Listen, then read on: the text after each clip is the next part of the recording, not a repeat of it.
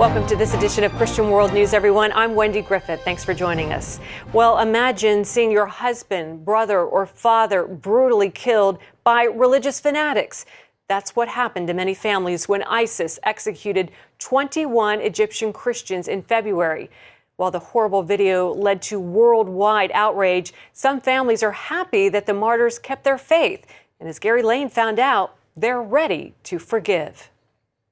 I was very proud that my husband stood firm in his faith and that he didn't deny Jesus. That surprising reaction is happening 150 miles south of Cairo, in the village of El Aour. Residents there honor the sacrifice of 21 Egyptians brutally murdered last February by ISIS. Their pictures are prominently displayed in the sanctuary of Virgin Mary Church.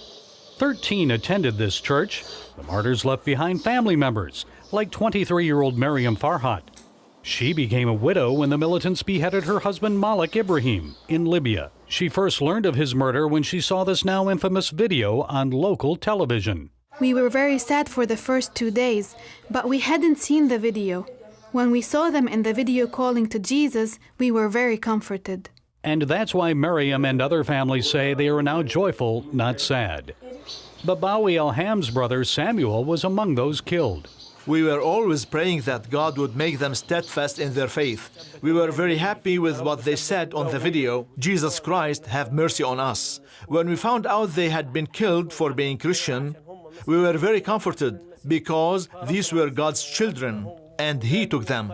Although Samuel's wife and children now live without a husband and father, his family told CBN News their faith is stronger. They forgive the jihadists and even pray for ISIS. I pray for them that God may open their heart and they may know the truth and know that what they do is wrong and then do the right thing.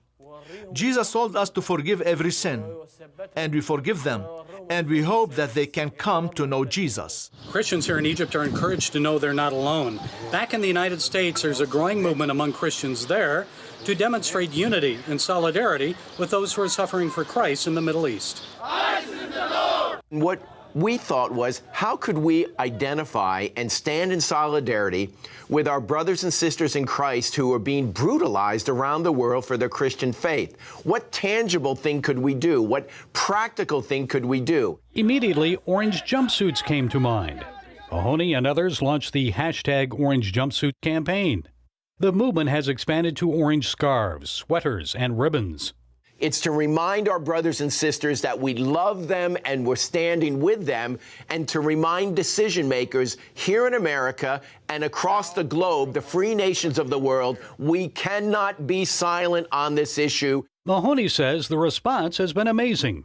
Non-Christians have joined in as well. A Jewish rabbi to stand in solidarity with persecuted Christians is dyeing his beard orange, which I think is incredible, and I can't wait to see that. Miriam was encouraged after she viewed cell phone photos of Americans wearing orange. May the Lord make their love grow and grow. We are very happy with their love. We don't deserve their love. Mahoney says every 5 minutes around the world, a Christian is killed for his faith. People don't understand the kind of barbarism and brutality they are going through.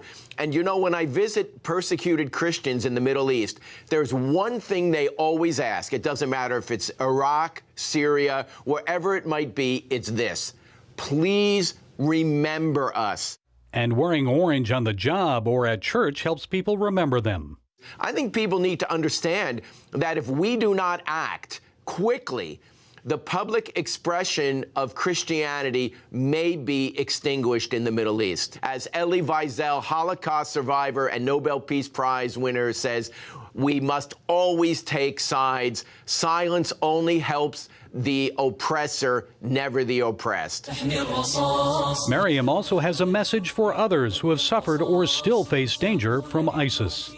Don't be sad or cry. God will support us all. He will fulfill His promise that He is the father of the orphans and the widows. Gary Lane, CBN News, Cairo, Egypt.